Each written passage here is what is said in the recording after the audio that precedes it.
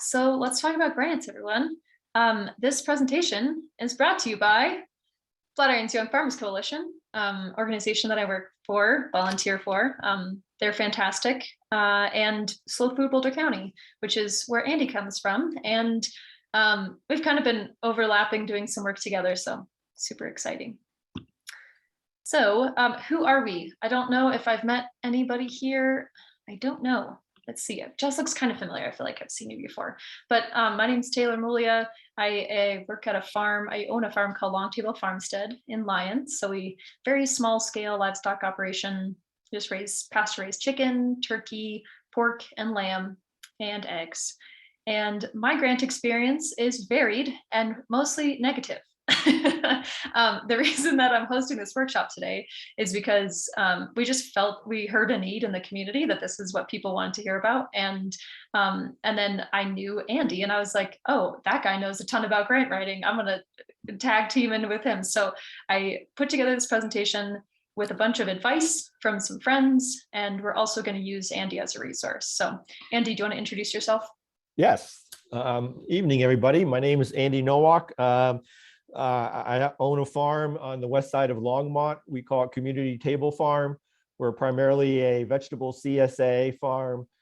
We do events on the farm, and I also have a meat buying club. I've been selling meat as a Slow Food member for over 15 years, buying whole animals from other ranchers around the country. My grant experience has come from 3 different phases in my life. If it's not obvious, I'm a little bit older than probably most of you guys. Back in the 80s and 90s, I was a PhD student and a postdoc, University of Iowa, University of Pittsburgh. So I wrote a lot of grants to the NSF, National Science Foundation, and National Institutes of Health on neuroscience issues. And then coming to Denver in 2000, I joined Slow Food and got involved with school gardens down in Denver public schools. So I wrote a lot of grants for school gardens and the support. And then and that led into farm to school work, wrote a lot of school district size farm to school grants from the USDA. And now as a farmer, I'm in my 5th year and I'm beginning to write farming grants and have had some success, which we'll talk about a little bit later on. So I hope I can bring some insights into your journey into grant writing. Yes, wonderful. Thank you so much, Andy, for being here. We're going to just go around. We have a pretty small group, so let's just go around. And if you wouldn't mind, unmute. I'll kind of choose on people, so it's not super awkward. And if you wouldn't mind just saying your name, if you're working on a farm, which farm you're working at, your location, regardless, and then what's your grant experience? How many grants have you written? How many have you gotten? How are you, what's your general attitude toward grants?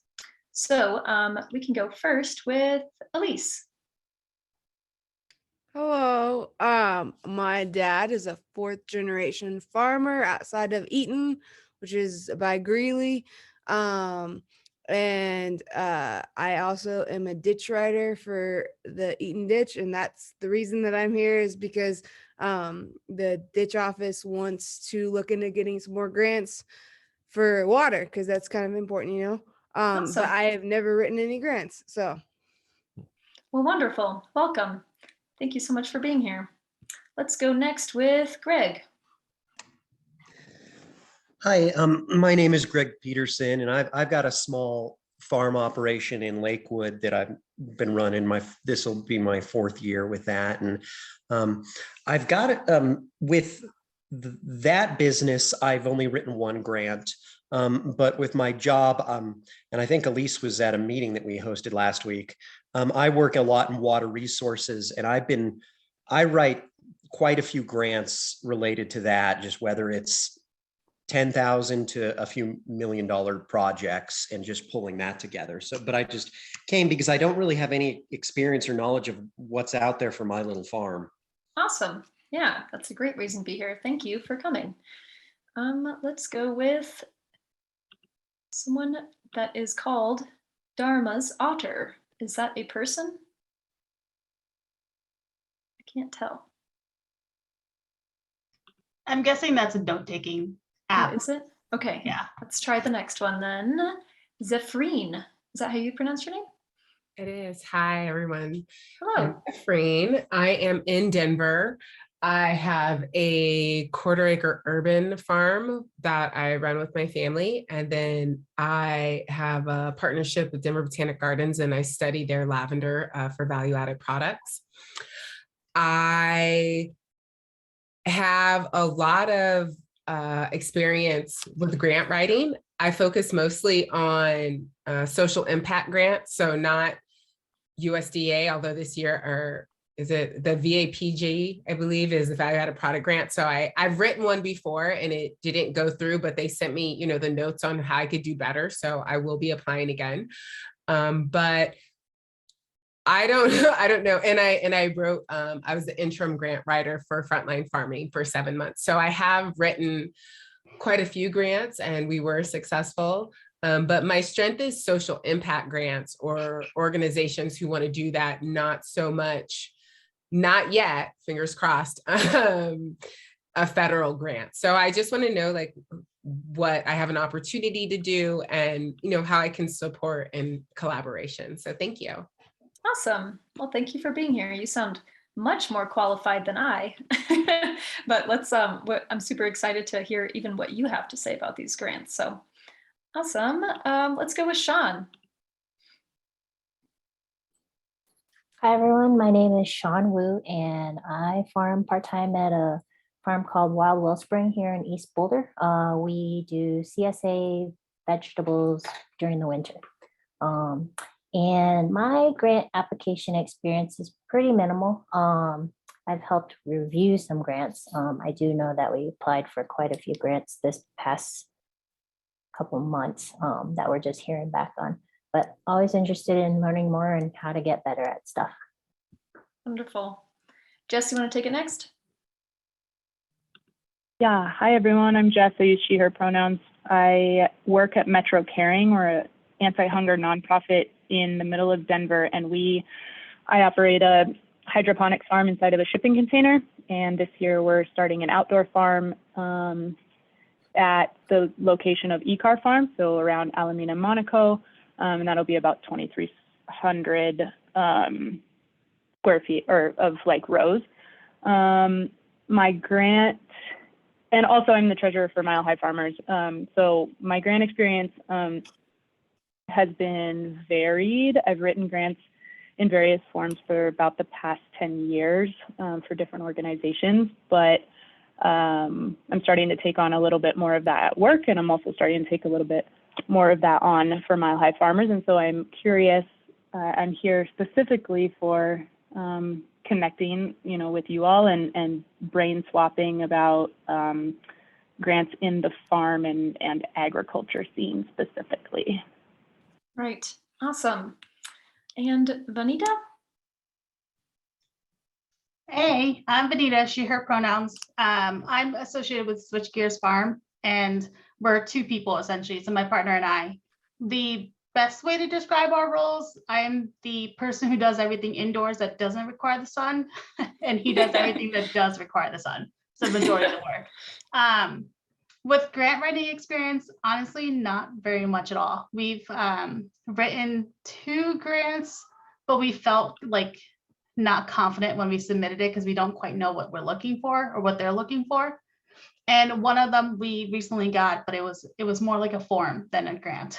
So I think that's the only reason why. So looking forward to just learning about not only within the farming process, but just overall what needs are there for the organization that's looking for from grants.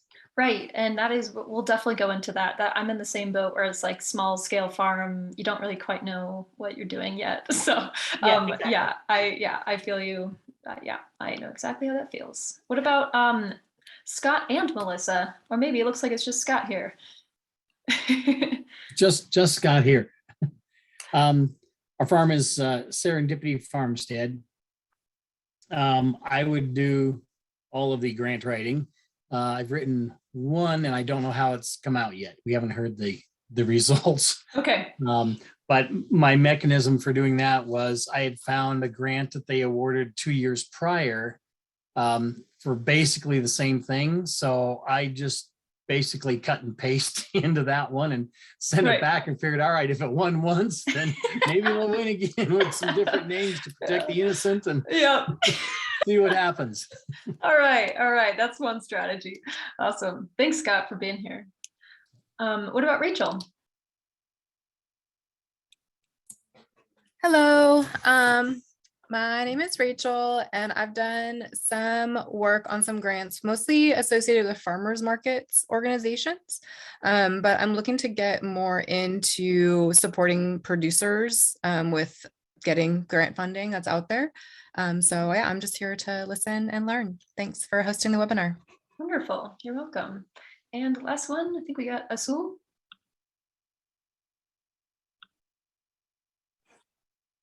Yeah, buenas tardes. My name is Azul Alonso.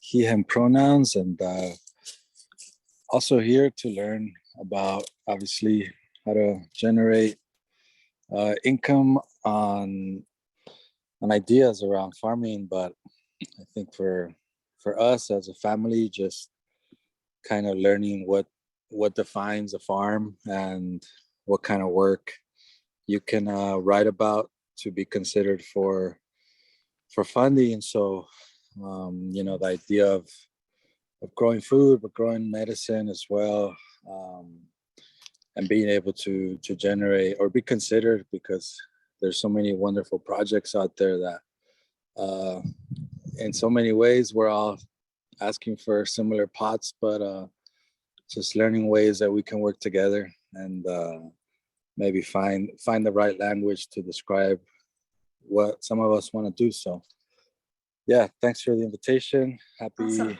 to learn.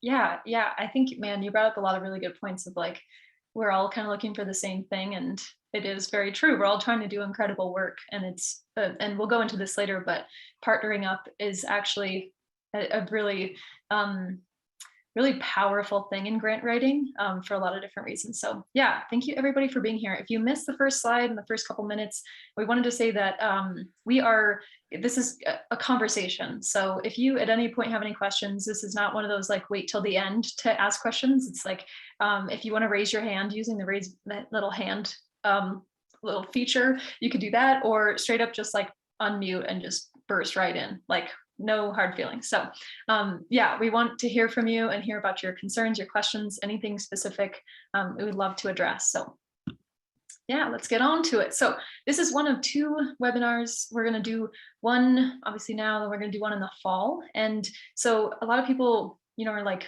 why are you doing this right now? This is kind of a weird time of the year to be talking about grants, because we're all waiting on grants. And something that I didn't know when I first started farming is that there is a season generally for agricultural grants. I will say they're all over the place. So sometimes they are open in like June, right? Or they'll open this time of the year. But generally, I feel like the heavy hitters in our area are going to be due in December. So this is a really good time to think about. I mean, it seems so early, but it truly is a really good time now to start thinking about what you're going to apply for in December. And so what you can do now is you can collect data throughout the season.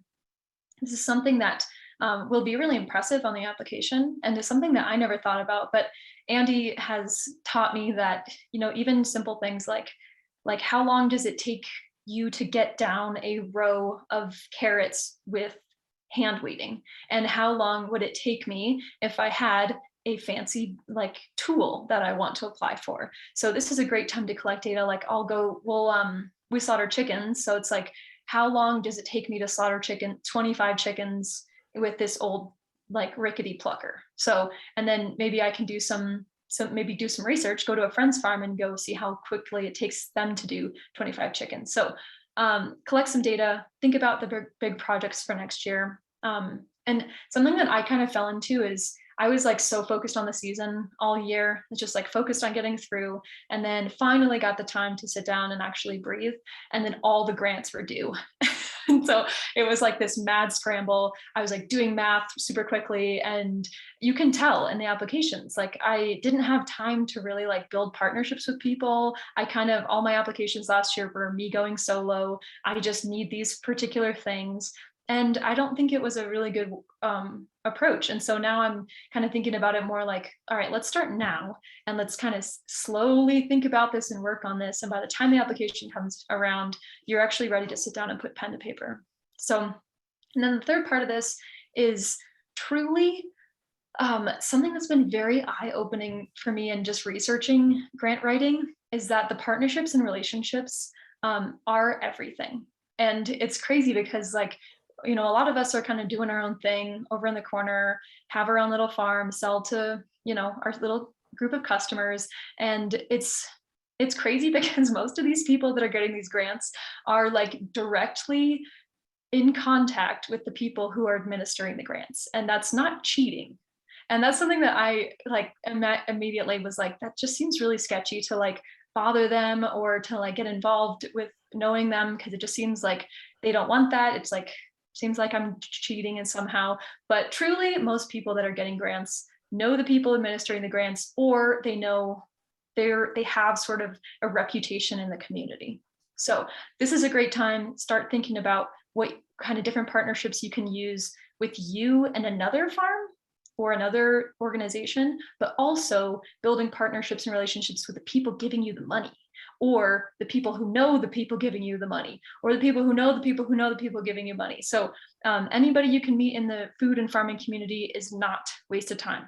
So, and one really good piece of advice I got from a friend, he said that some grants, most of these Boulder County ones especially, are a year or 2 or 3 in the making. So it's really crazy to think that like you kind of go at your grant one time, you don't get it, and you get really down and maybe discouraged and don't try again. But really, most of these people have been applying for years and years before they get something. So Andy, do you want to say anything about that slide? Well, I think you expressed it very well there, Taylor. What we're, as an introduction slide, what we hope that you get from this presentation is a lot of ideas, because when you're out in the field tending your animals or you're hoeing your row of carrots or whatever, if you're like me, your mind wanders, and my mind wanders to grants and my need, you know, for support for this project or that project.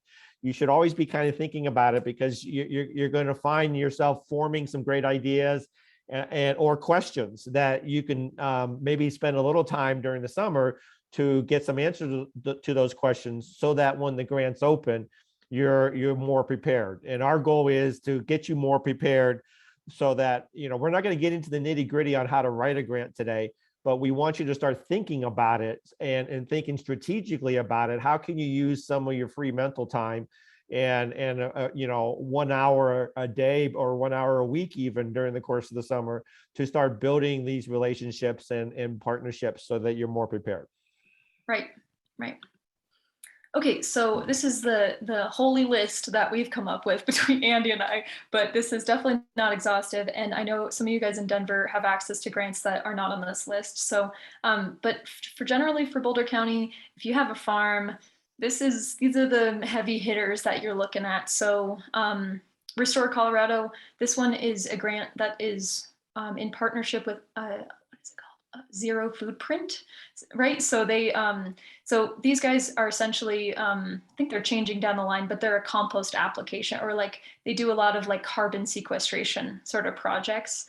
So if that's something that your farm does or is interested in, that's a good one. Obviously Boulder County Sustainable Food and Ag Fund. This is a huge one, becoming way more popular. And there's a small fund and there's a big fund within that grant. And so this one came out only 2 years ago, Andy? 3. This was 3 years this past ago? one was year 3, I believe. Year 3. Okay, so this is still a new grant. And so, but Andy kind of was under the impression that they don't fund the same entity twice. Like we're kind of in the process. It's such a new grant that I won't say they don't fund it twice, but they explicitly stated that they're still looking for FirstTime Funding opportunities. Oh, they did. Okay. Yeah, for sure. Great. Because they feel that they haven't tapped into all the possibilities for first-time funders yet. So those of us who've gotten it in the past just kind of have to sit in the sidelines and wait for a little bit. Yeah, which is super exciting for some of us smaller operations. It's like we're just going to keep applying. So I've applied 2 years in a row, never gotten it, but I am super excited to keep applying because all the heavy hitters you just keep running through them. So one of these days I'm going to get it. Well, give yourself some credit. You did get the Restore Colorado grant. I did, right? yes, I did. So if anyone has any questions about that one, we're getting compost to be applied on our 30 acres of land. So, so yeah, that was pretty cool. That was like, kept me going, like boosted my confidence a little bit. So, and then this third one, the Colorado Department of Ag, Andy's utilized this one for several years. It's the Ag Workforce Development Program. Do you want to talk a little bit about that? Yeah, this came out 4 years ago. It was money from the Colorado legislature to support the training of young farmers. And it's basically an internship program in which the state will pay for 50% of all the costs of an intern, and the farm pays the other 50%.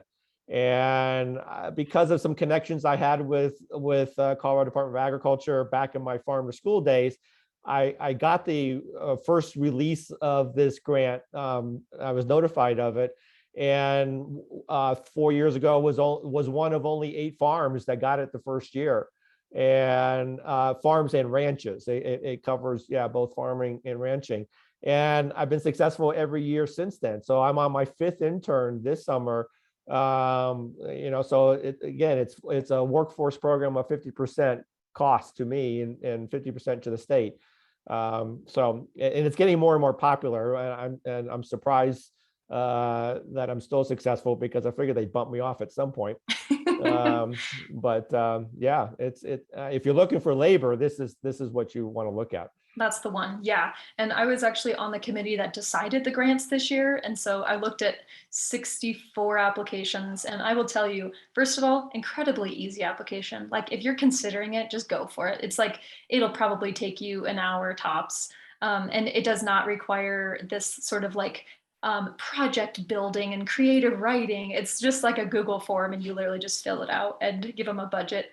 And it's pretty straightforward. So if you're looking for labor, that's a great one. You do have to follow all labor laws, which you should probably be doing anyway, but just a heads up, you do need to pay minimum wage and workers comp and yep, and payroll taxes and all that. So and then one of our favorites, the soil loan. Andy, go ahead and talk about that. We love this one. Yeah, so soil is a program from Slow Money. Slow Money really has its roots here in Boulder. Woody Tash was the founder of Slow Money and started the soil fund. Basically, this allows regular folk to donate money to soil for the opportunity then to loan it out to farmers at 0%. So it is a loan program. It's not a grant program. Slow Money in Boulder is like one of maybe 8 Slow Money chapters around the country. It is probably the largest chapter. They've got over $250,000 sitting in the bank to loan out, and they'll accept applications 4 times a year, each quarter basically, and they have yet to turn down anybody. They do have a minimum requirement that you had to be in business at least a year to show some revenue stream before you apply. But you can use it for infrastructure, you can use it for labor, you can use it for a whole bunch of other things. I got one for $25,000. It paid for a walk-in cooler or a walk-in freezer, paid for a hoop house, and paid for some tools. And you pretty much define your own payback schedule, usually 4 to 5 years, and at 0%. So you're just paying back the value of the loan. Yep, can't beat it, really. Is Andy, are people outside of Boulder County eligible? They have expanded it beyond Boulder County because they're just not getting the number of applications that they need. Again, they have $250,000. Yeah. For the first quarter this year, they only had 1 application, and that was processed last night at their meeting. Red Wagon Farms applied for, I don't know, was it 30 or 40? Yeah. Mm-hmm. I was not able to attend, but I can almost guarantee you they got it.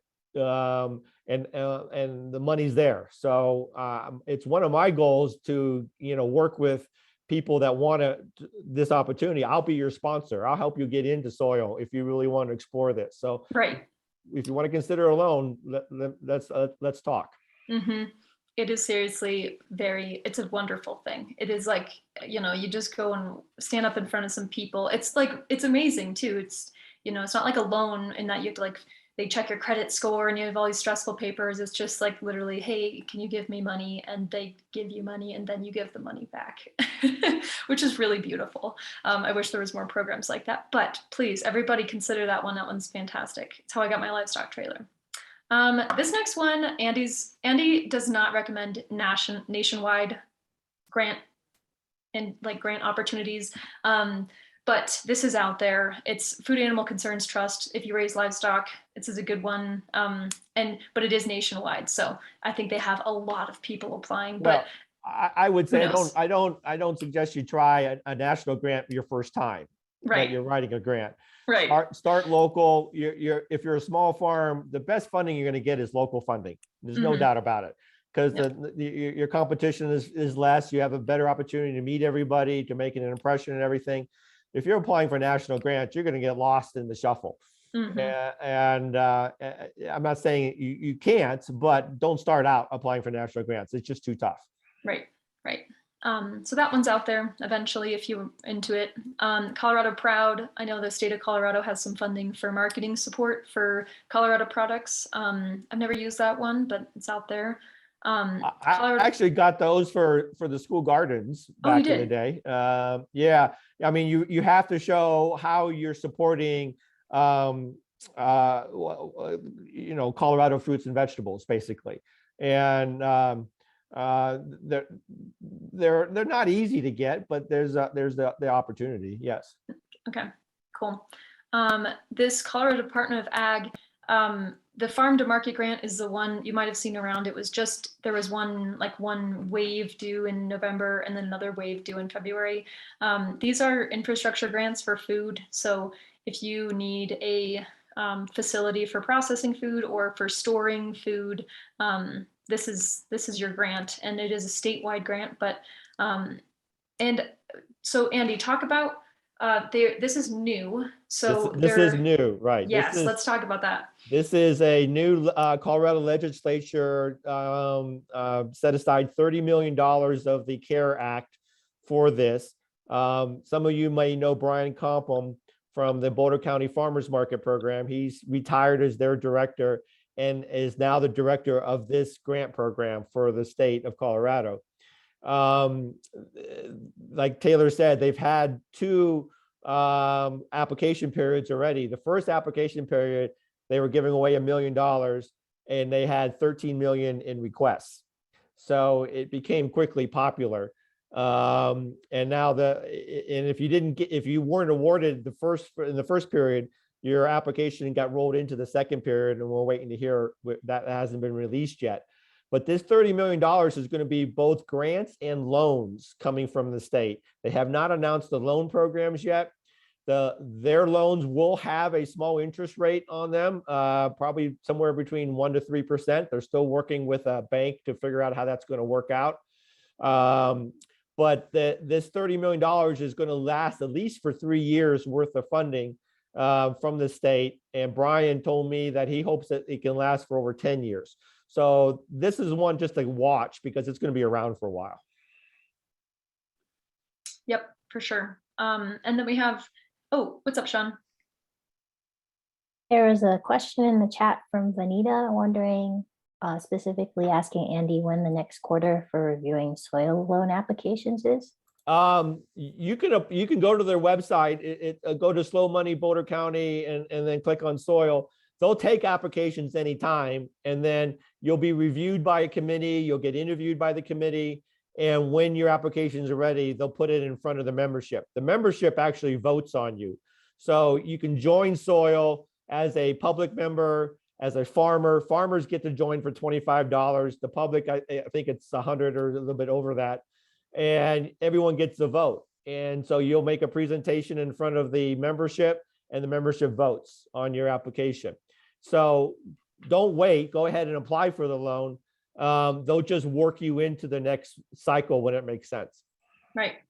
And they're also really flexible. Like I know Wyatt, I think that, yeah, the reason that he did it early is because he was like, I need the funding now. And so they just like made the event earlier and they just voted on it earlier. So, and I've known some people who are like, oh, I have a tractor that I have to buy like right now and I need this loan right now. And so they like pushed it forward. So totally put your info out there and contact them, and who knows, it might be pretty soon that you could get a loan.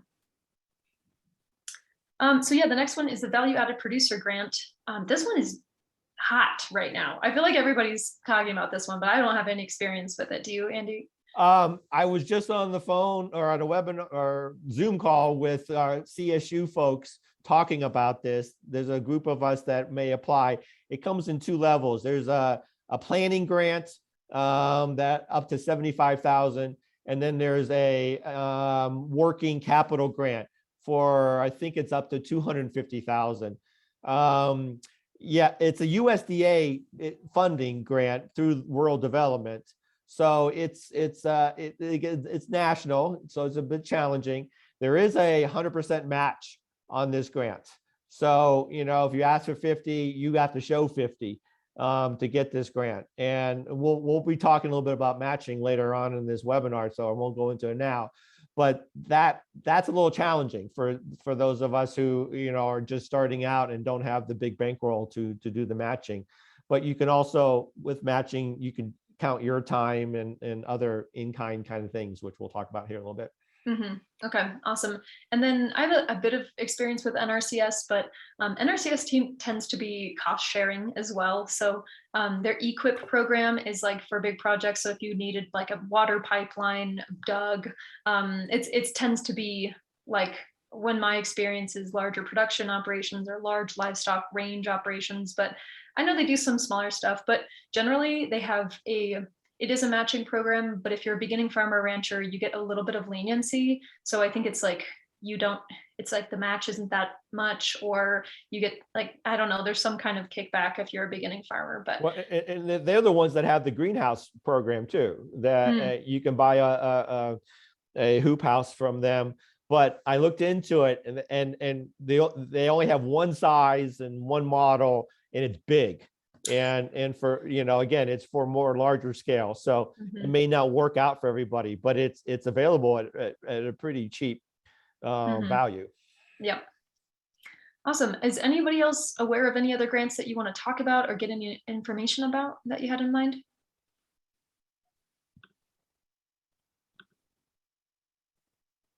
Any other grants that you've applied for out there, especially maybe you Denver folks? Mm-hmm. I just That's posted, awesome. yeah, I just posted to the comments. I totally forgot about this, and I was actually working on building it this morning because we have an April 25th deadline. But that was, it was free money. We didn't really give them any numbers or anything. We walked in the door and said, hey, what do you got? We want to build a 30 by 60 high tunnel. And they said, oh, fill out this paperwork, farm name, and what you're going to put in it. And the only criteria was we had to have been previously growing crops in that area, which we did. And so we just filled that paperwork out, and I don't know, about 4 months later, they said, okay, here you go. You're going to get, I forgot what it was per square foot, but we're getting about I think it's around $8,500 reimbursement on it. And it was, I don't know if there was any competition or not. It was basically, we walked in the door and they said, here you go. So oh, that's amazing. Yeah, that kind of stuff. It's so true. Like if you just put yourself out there, you know, put your ideas out in the world, and sometimes it just ends up working out.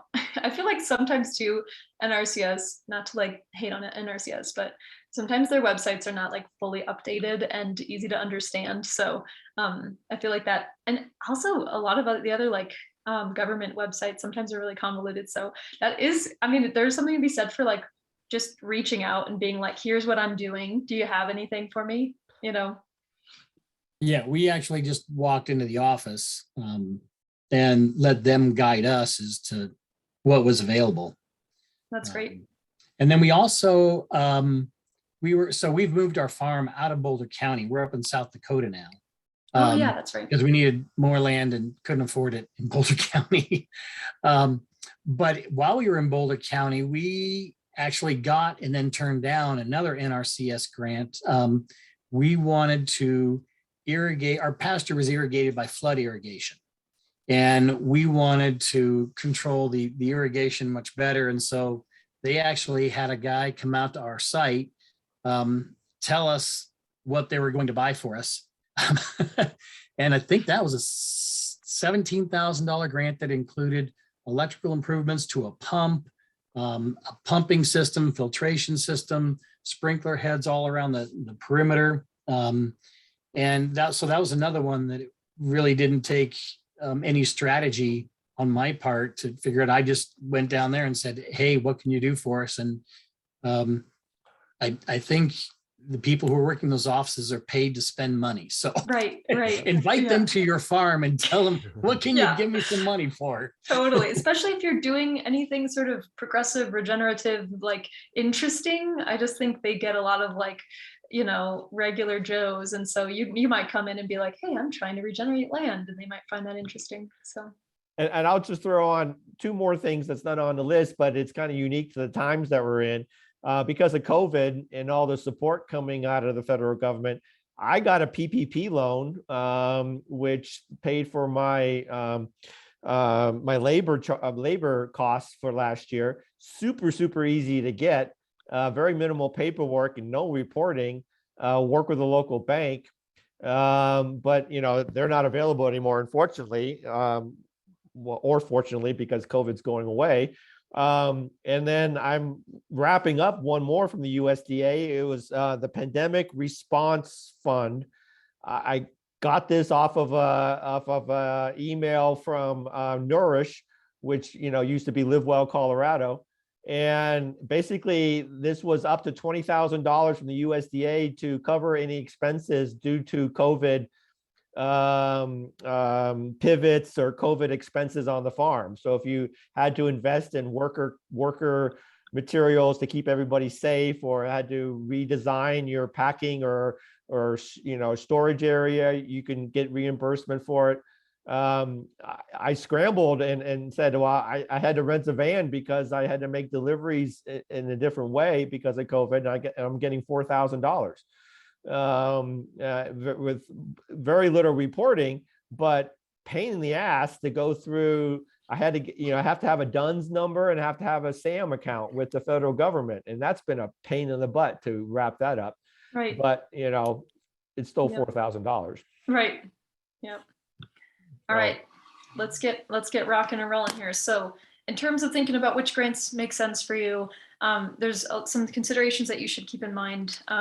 For folks that haven't applied for grants yet, something that I learned was that most grants are reimbursements. So keep that in mind in terms of like how much cash flow you have to put up front. And then sometimes it's like it's 2 weeks or more before you get that reimbursement back. So if you are deciding to go for something pretty hefty, just keep that in mind. Like, what is the period of time I have to spend this money? Is it over 1 year? Can I front these little projects and then get reimbursed as I go? And do I have the cash flow to make that happen?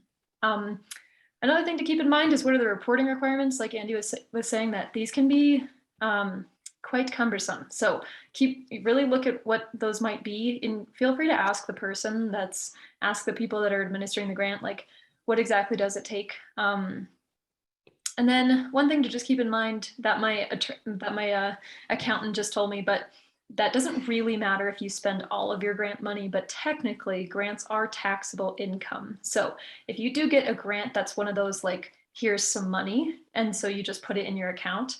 And if you don't spend all that money, you are going to get taxed on the money that you didn't make, and that's considered income. So that's something to consider, but most of the time you're spending all that money or you're getting reimbursed. So that might not be a big deal, but who knows?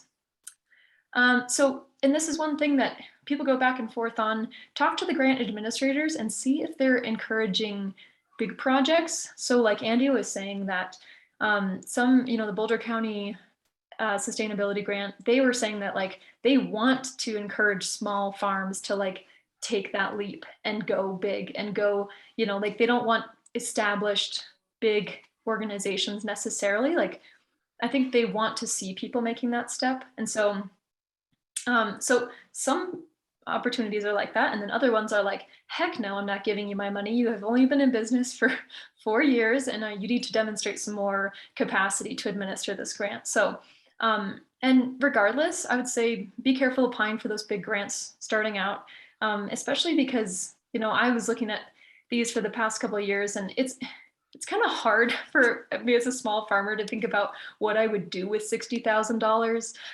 And so if you're feeling like that, if you're like, oh my gosh, I just don't know if I can spend that much money, you know, really think about what this grant, if this is the right grant for you. So I would recommend starting small, figure out what it's like to be a grant administrator, to do the reporting first, and then kind of get your groove and then go bigger and bigger.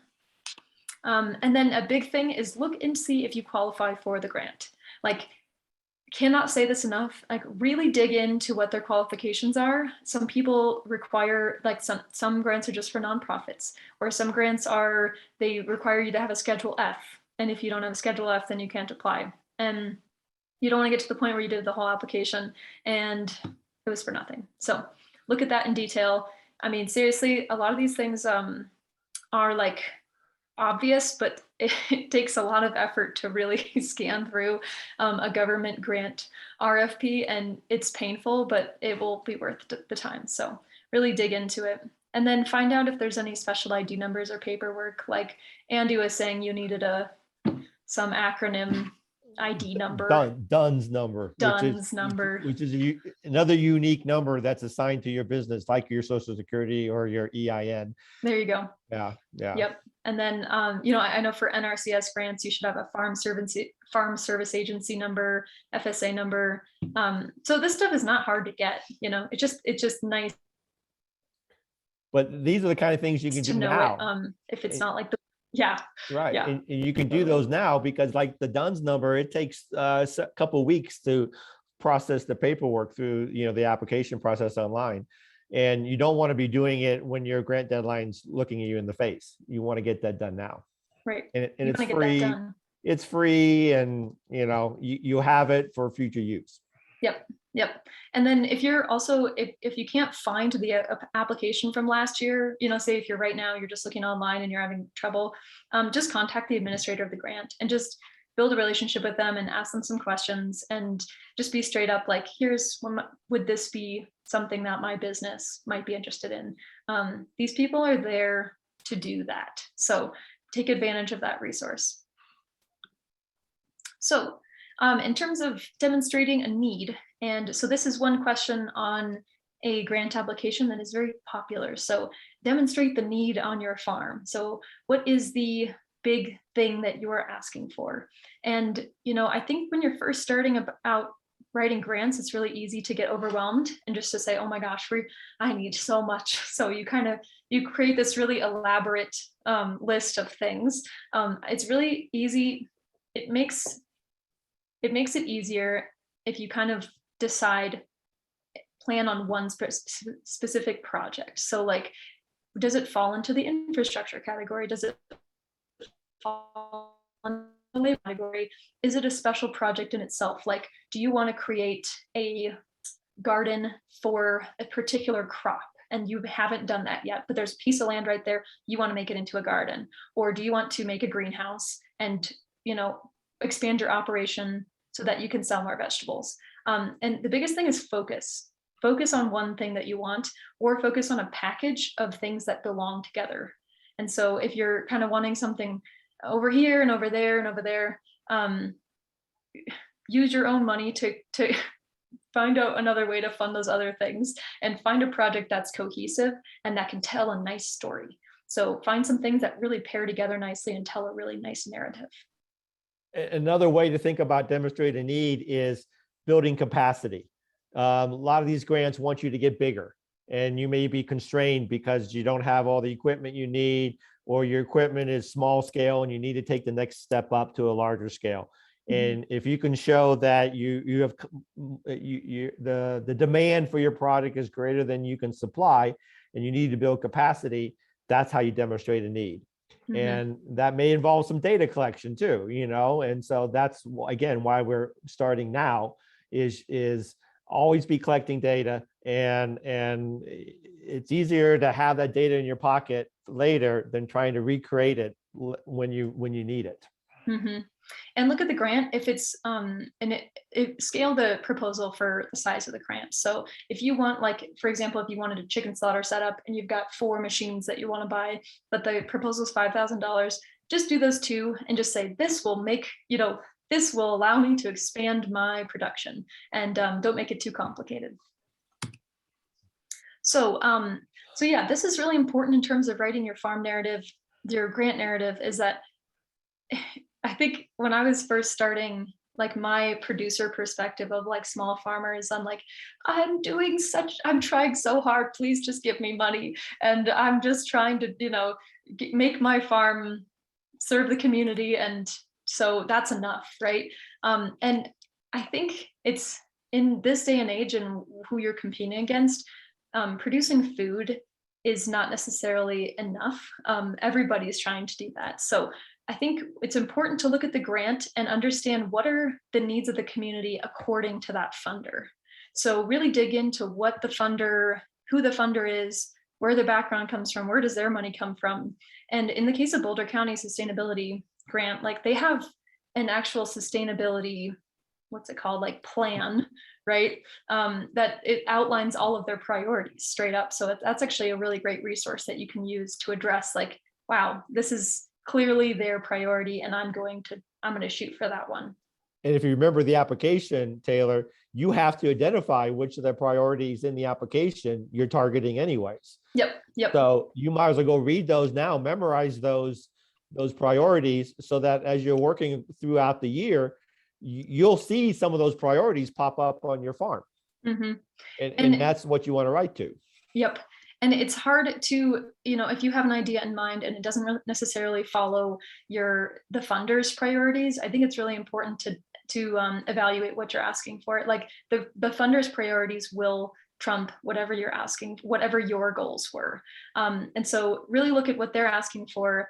Everything on their application is put there for a reason. So really dig into, like, the wording of everything and say, oh, okay, clearly carbon capture is their priority. So, like, even though you're doing this wonderful thing feeding low-income people, carbon capture is their priority. So really go for what their stated priorities are. And that's how they're going to score your application, because each of those questions gets points. Mm-hmm. Right. And those points are assigned, how close you are addressing carbon capture or whatever the priority is. And if you're just scratching at the surface, you're going to get minimal points. But if you can really nail their priority with something on your farm, you'll get the max points. Mm-hmm. And I found too, I said, when you're asking for something not really sexy, so, like, what's really sexy is like a no-till drill, because everyone knows that that's what you put cover crops in with, or like a BCS tractor or something.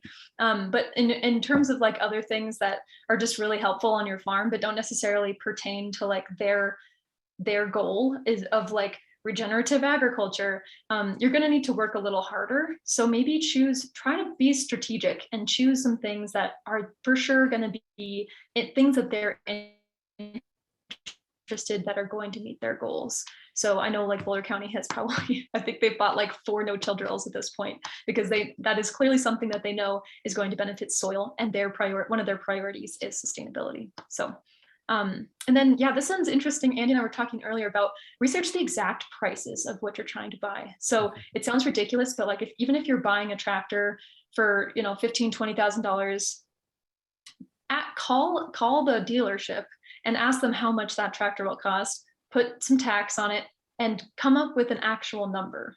And this goes for refrigerators, which was what I've applied for, or anything small. Like, go all the way to the end if you're ordering something online, see what the shipping and the tax is, and use that number. So sometimes I think grant funders will get a little skeptical of, like, oh, I just need $15,000.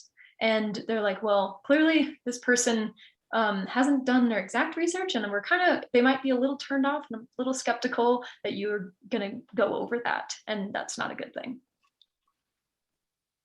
Yep. Okay. So let's brainstorm for a second.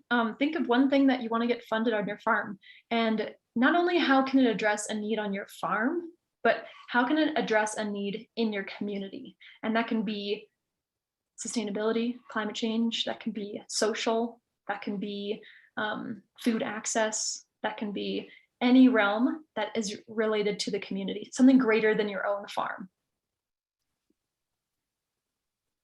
So I'll think for just a minute. And if anyone has any ideas, just go ahead and chime in.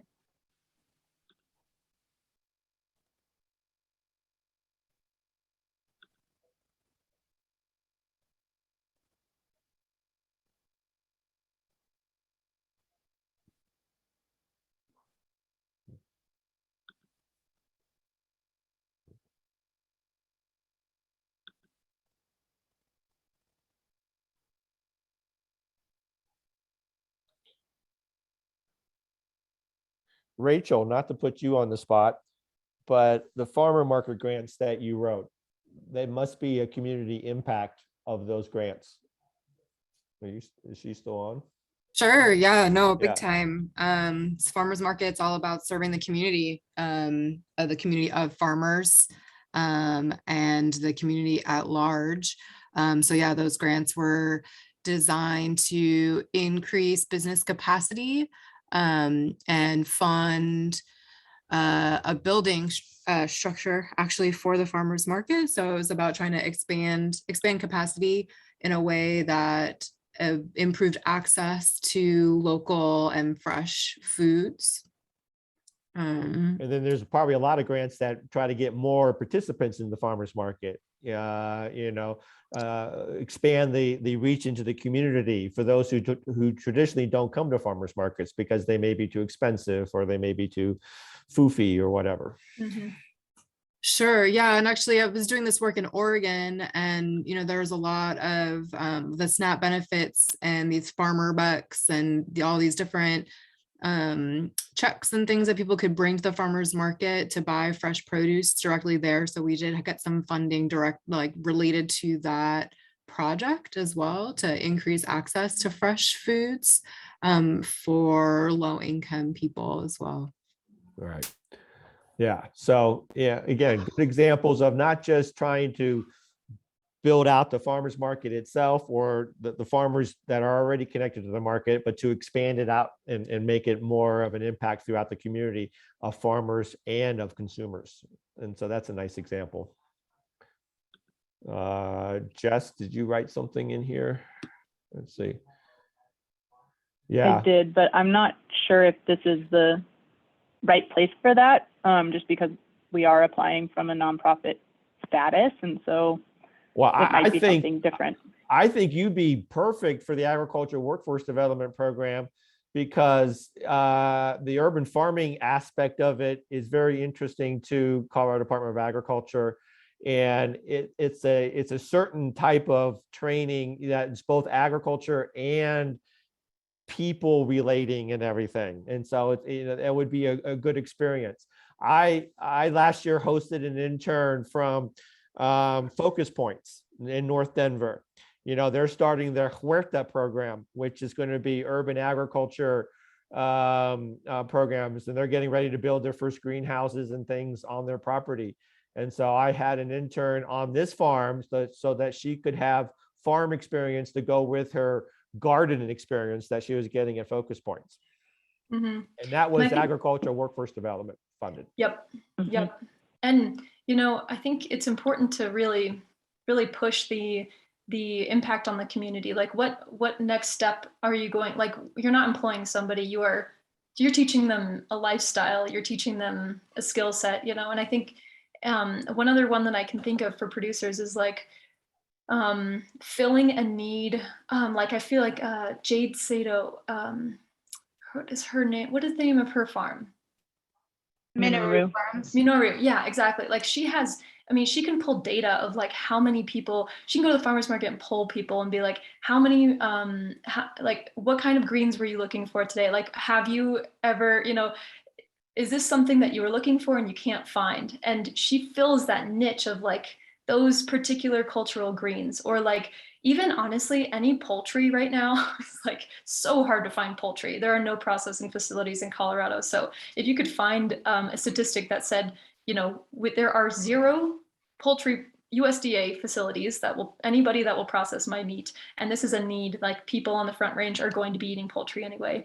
And we'll talk about that a little later, that using those statistics is super, super helpful.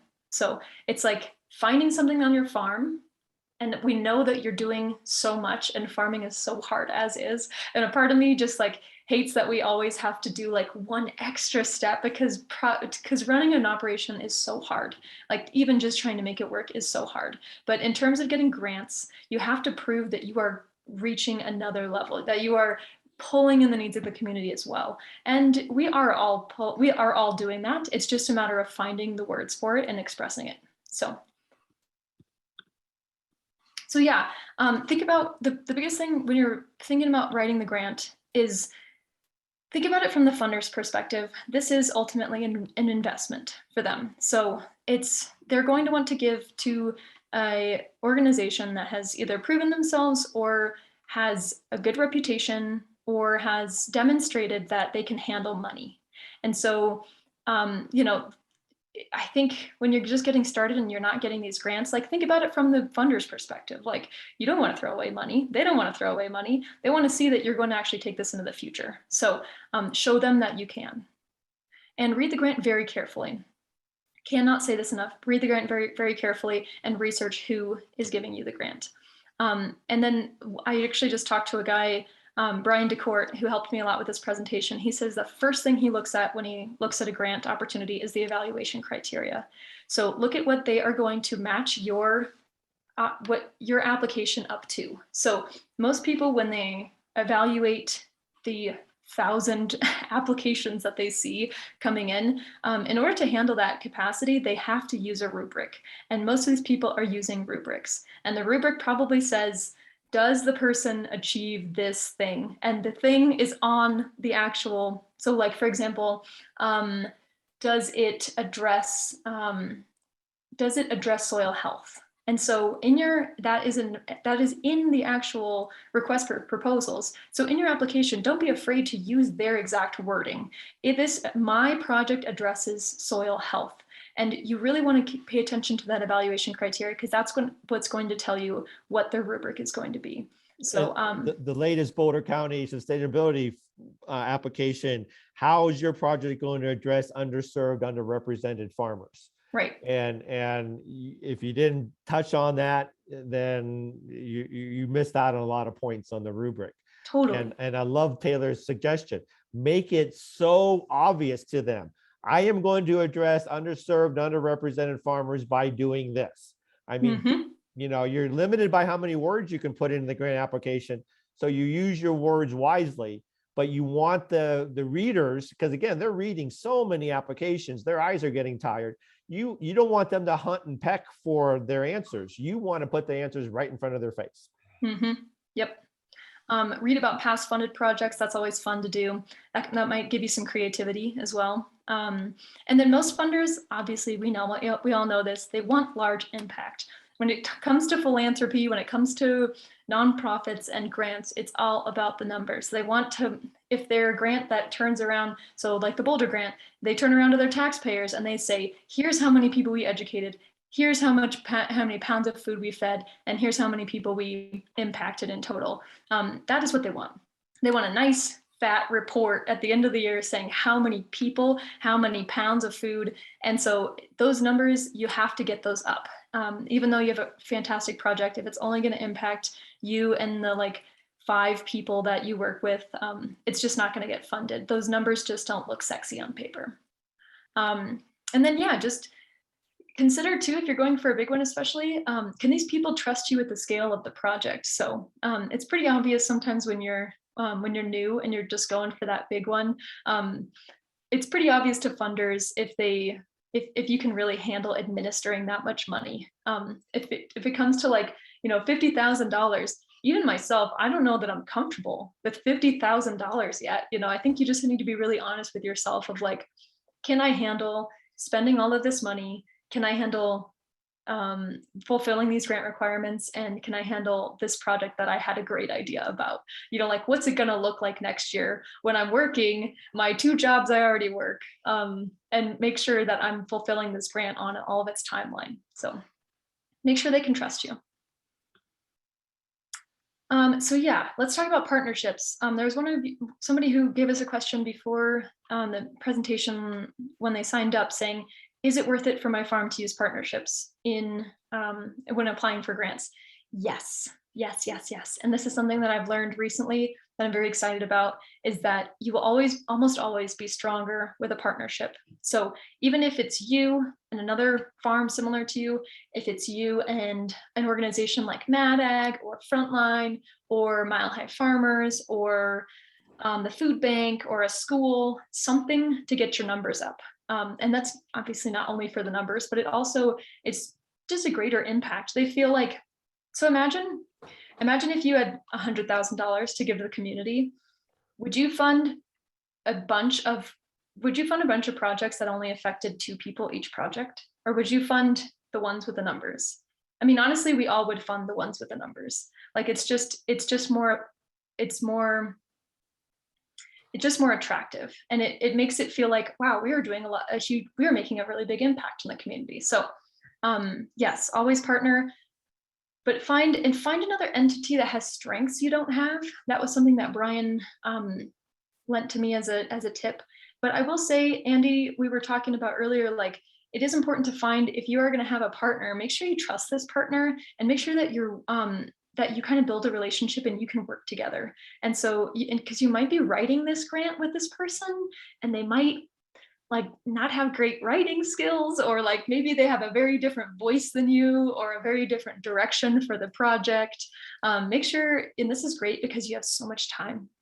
Everyone, let's just bask in how much time we have.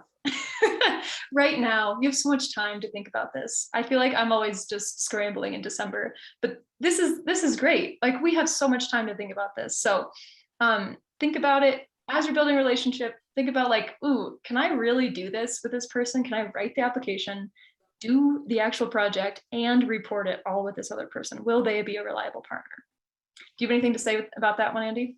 Yeah, it's a combination of being strategic. I mean, any partnership should add to the application, not just duplicate to the application, right?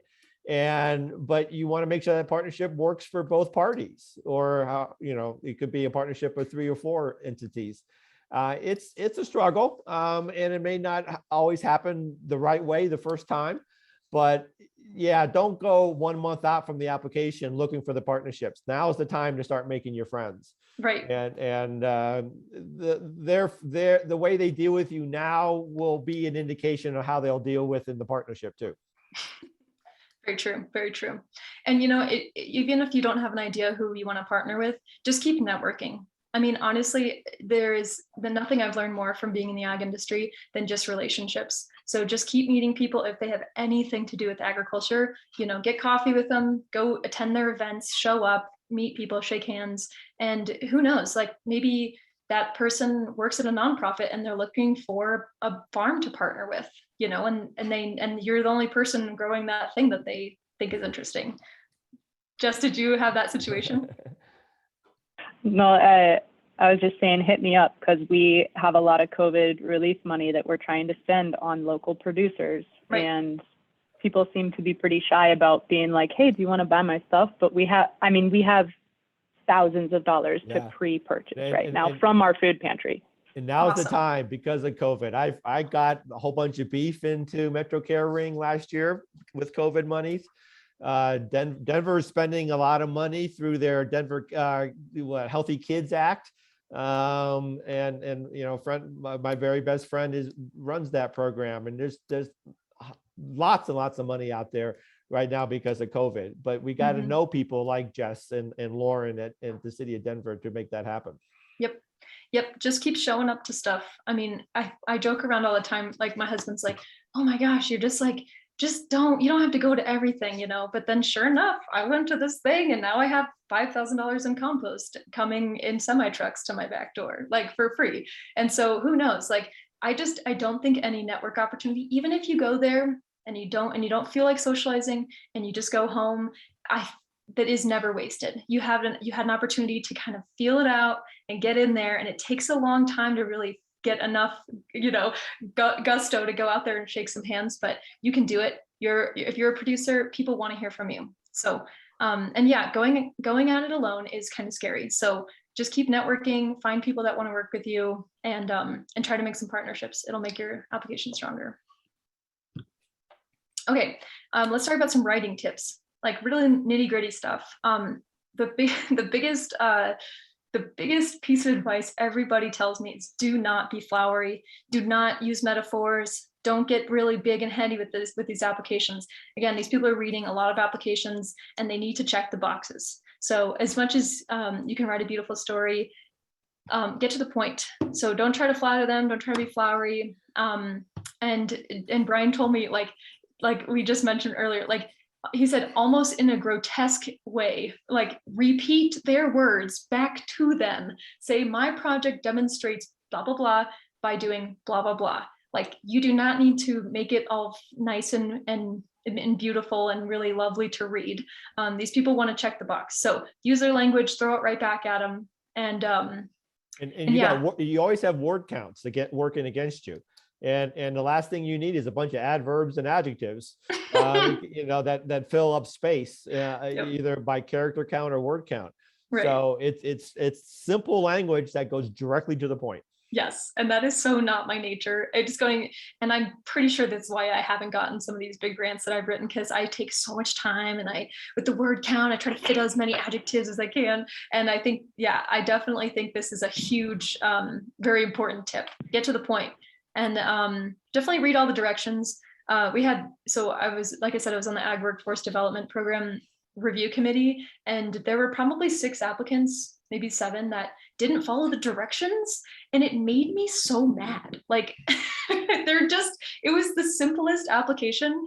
And the thing is like, even if you think it's a pretty easy application and you put your stuff in, yada, yada, yada, the people, I'm telling you, who review these things care if you're following the instructions. So like a missing document, or like the budget's like completely not helpful and they didn't follow your clear directions. It's kind of frustrating on that end. So just know you'll get on the right side of the reviewer if you follow all those directions to a T. And have a friend look over your application. Andy has been super helpful for me. And honestly, anybody who's ever written a grant, most people are very happy to look it over. It takes a lot of work to craft the grant, so that's a big ask of people. But in terms of like that finished application, ask friends if they will look it over. And the biggest thing is like actually take their advice. And it takes a lot of ego it busts right through your ego to like actually take the advice and be like, okay, you're right. I should not have put that super flowery language that I'm really proud of. I will delete it, and so Andy, do you want to speak more to that? More eyes, the better. Not only on the narrative, but on your budget. And, we're not going to talk much about budgets today. We'll save that for the fall presentation. But simple math errors can sink your application. You really want to make sure that you are following the directions exactly. So we're happy to support you guys by reading. Don't send it to me the night before it's due, but if you can give it to me a couple weeks ahead of time, at least the first draft, I'm happy to take a look at it. Mm-hmm. Me too. Yeah, we'll give you our contact at the end too. And then for the most part, use Microsoft Word and paste it over. It's just every single platform is different. And we all know how that feels of losing a document. Yeah, most applications are online these days, but they give you the questions offline. So you can write everything out in a Word document and work on it offline. And then when it's time to submit, you just copy and paste, and it's super easy. Yep. But pay attention to those word counts. That'll kick your butt. So when you're copying and pasting all the questions, also copy and paste the word counts. And make sure okay, go ahead. Oh, sorry. I was going to say also make sure that it's a word count and not a character count. Yes, I wrote a real long grant one time. Oh, that's devastating.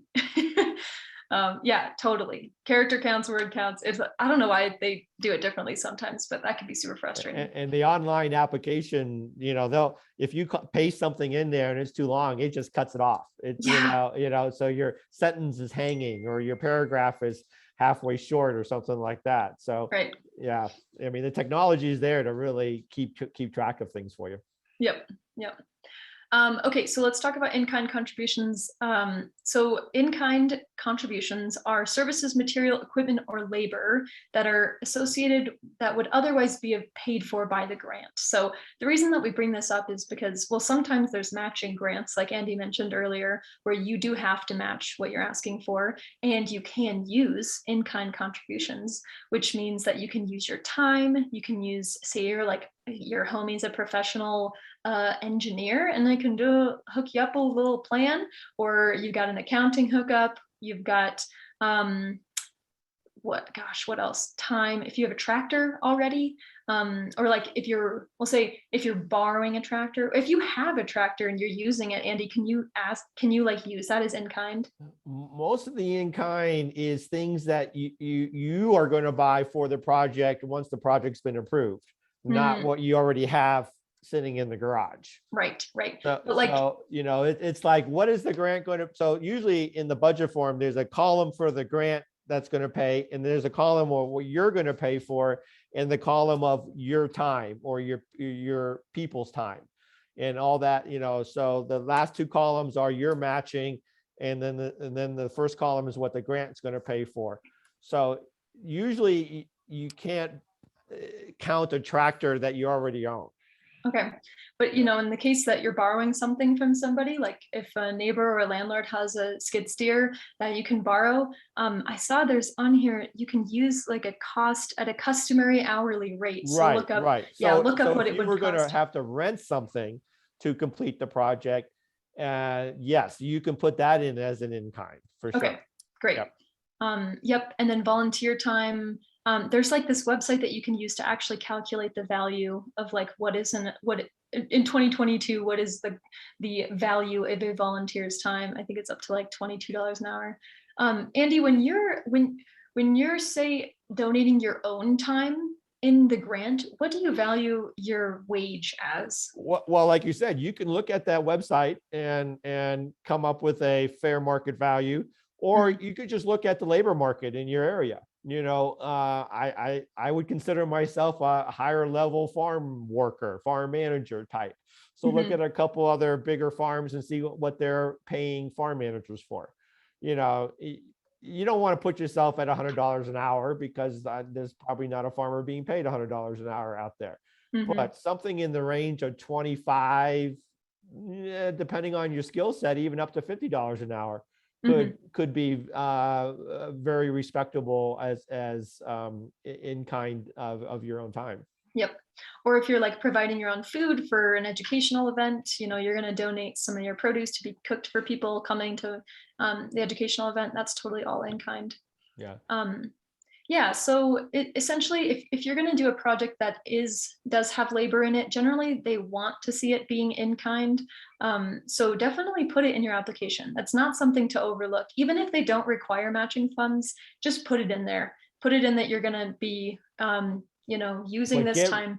Get ready to report it, because once you put it in the application, they're going to want to see the actual hours that it took. So this is where you want data collection through the summer. Keep track of all the labors, your volunteer labors, your personal labors, your work crew labor, because you want to go back to those hours at some point. Yep, that's a really good point. Yep, and a big thing that Brian told me is don't overcommit. So don't overcommit just to get those numbers high and make it a nice shiny application, because you're going to have to report it, and it's not going to be fun when you're at the end of next year and you're way under. So and you just don't want to stress yourself out like that. Generally, do labor that you're planning to do anyway, or just to get the project done. So, and this is one thing that I kind of struggled with this year, is I applied for so many different grants and I didn't quite know how to account for those grants in the other grants I was applying for. And so I learned that assume that you don't get any of the grants. So don't write another grant into this grant. as like a matching unless you have secured it for sure. So, because that can get messy, right? If you don't get that grant, then this grant's like, what happened to your matching funds? And yeah. And then, yeah, Andy, do you have anything to add to this question? Should I ever match grants with cash funds? If it was money you're already planning on spending, sure. I mean, it counts as much as your in-kind labor costs. But you know, we as small farmers, we don't have big bankrolls, and so keep your cash matching to a minimum. Use your labor and time and rentals more strategically for your matching. Yep, good point. Anybody have any questions up to this point?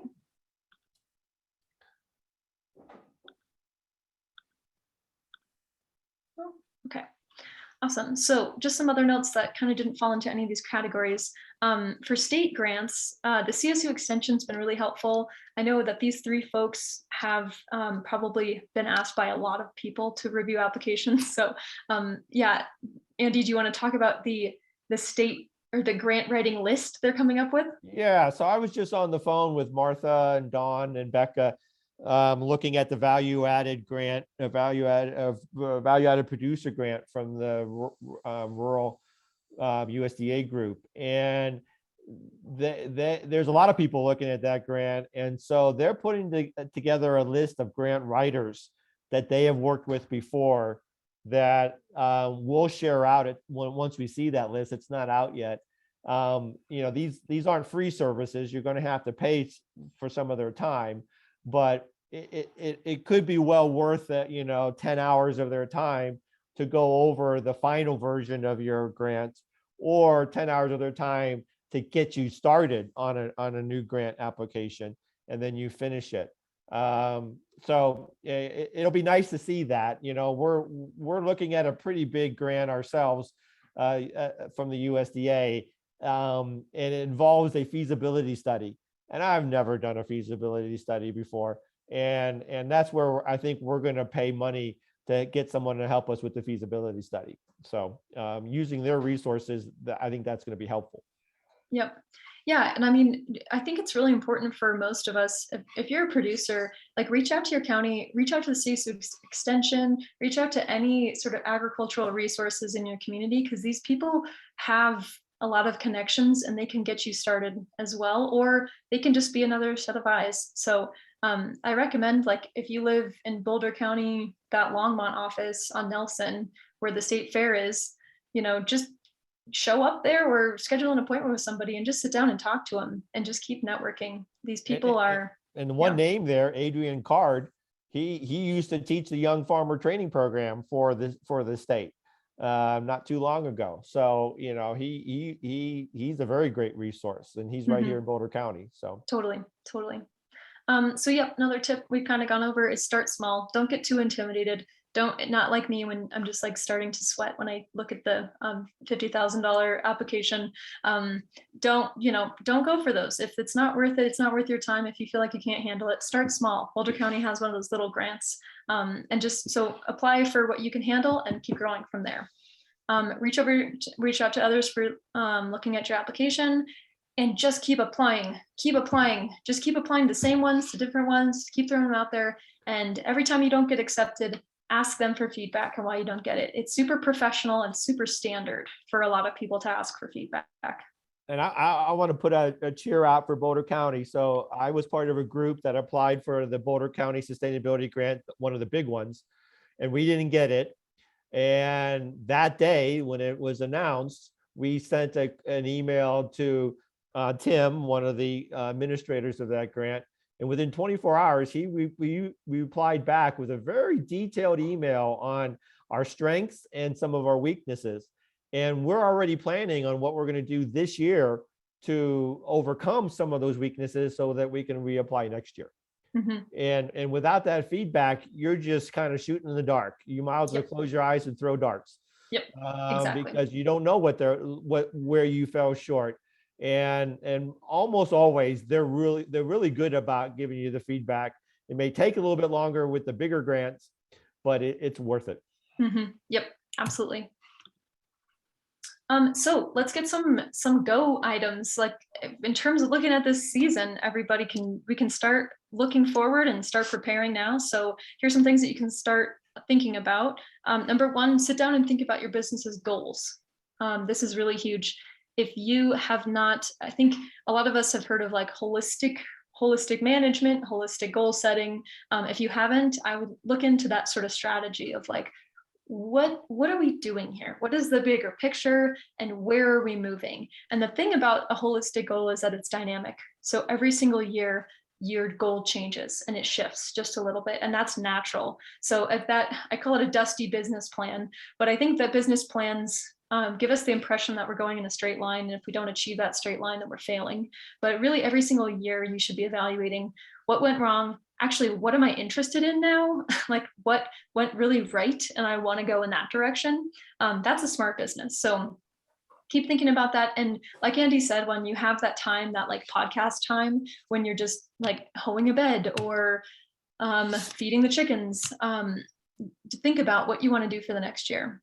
And then number two is get a good financial accounting system going. So if anybody is kind of starting out and just kind of getting things together, you might want to just, it's worth the money to meet with an accountant and get their help in just setting you up. You need, every farm business should probably have an LLC or some kind of organization, S Corp or whatever organization, and that gives you an EIN. So that's like a social security number for your entity. And I think actually going through the process of filing taxes and actually, paying retail tax if that's something that you do, or actually doing a payroll cycle. This is really important stuff to get you going because you're going to need to demonstrate that for a grant. This is a really good book that I got started on. It's called The Farmer's Office. It was, it kind of taught me how to create a habit of keeping on my accounting and not just like busting out my box of receipts every year and trying to figure out everything. So in terms of tracking it every month by month and kind of holding yourself accountable, that book really helps me. And as farmers, we need to learn all about the Schedule F. Right. And I had never done a Schedule F before I started this farm. And yes, it's reporting to the IRS and everything, but there are so many tax advantages inside the Schedule F that you can offset some of your other taxes, if you have a spouse or a partner working off the farm and everything.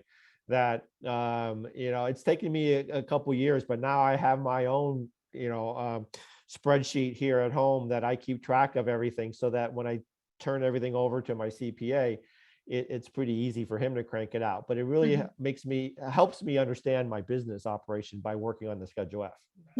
Yep. Yeah, it's stuff that we didn't really get into farming to do necessarily, but it really is important to maintain a legitimate financial system. So and it's also great for data too, because if you're tracking how many units that you produce this year and how much money that you got, essentially you're going to want to show them, okay, we raked in this much revenue from chickens this year. Here's our new goal, is to ramp it up to this. And if you don't have that data, then you're kind of just a shot in the dark.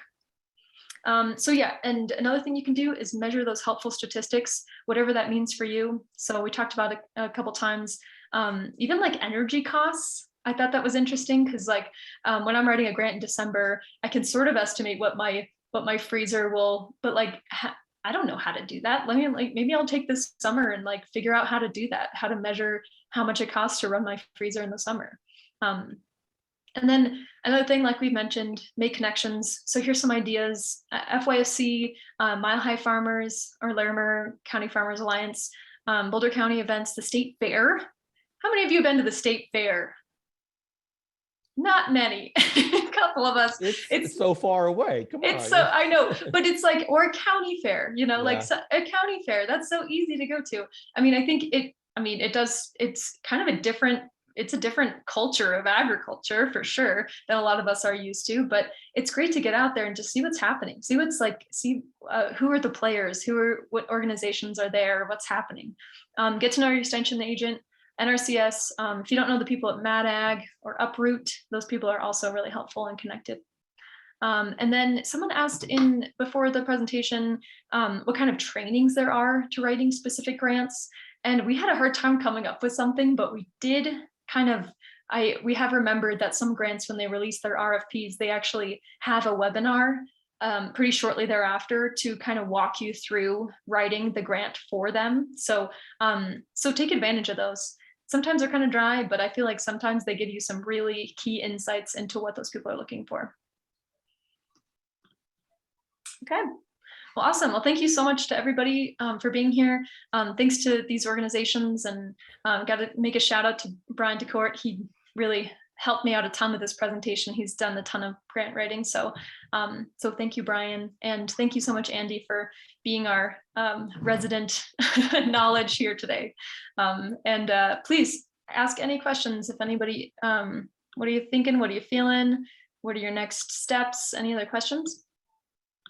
And the offer stands for anything offline. I mean, if you want us to read something, if you just want to bounce some ideas around, we'd be happy to continue the conversation. Yep. Reach out.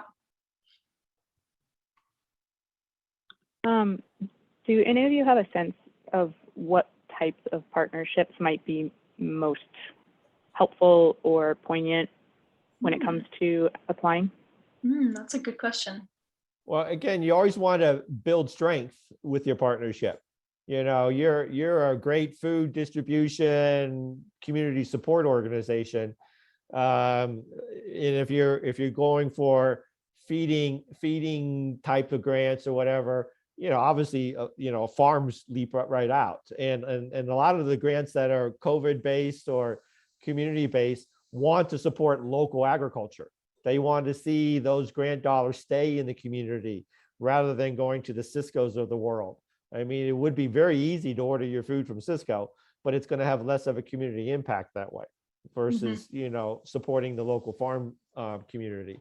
So, be strategic, but it also applies to, the actual purpose of the grant. I mean, I could see you feeding people and supporting sustainability or regenerative agriculture, if you find the right farm or the right secondary community group that is doing those types of work themselves. So perhaps that, I don't know, that East End Food Hub seems to come to mind. They're doing some good work around sustainability and supporting the local farm community. They've got a bunch of food to move. You got a bunch of hungry people, Yeah, Andy, what do you think about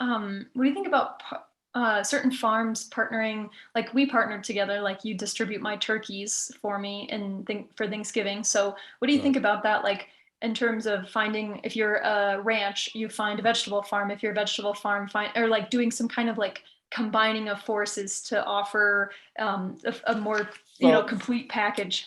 So what comes to mind right away is farm to school.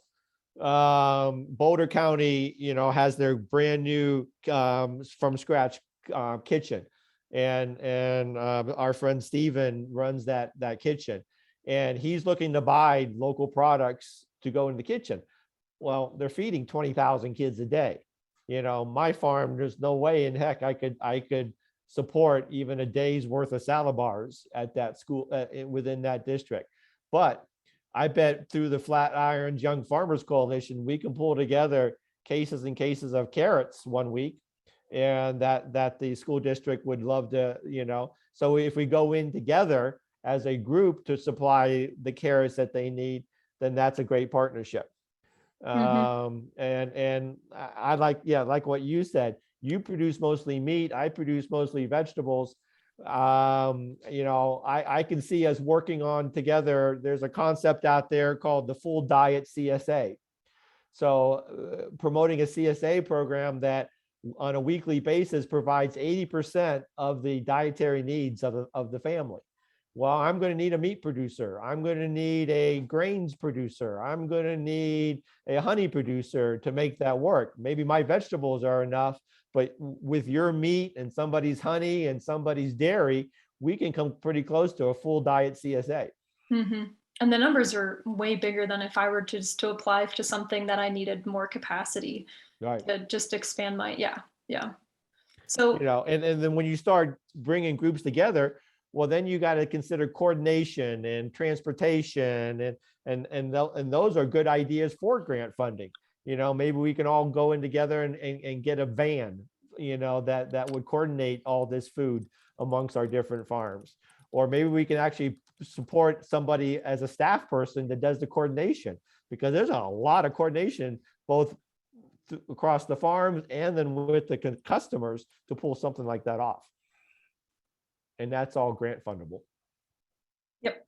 Yeah. So it's like finding a need on your farm, you need to expand something, but like taking it one step further of like what's like an exciting project that someone would want to read about, some exciting collaboration. So, yeah. Any other questions, any other ideas on collaborations?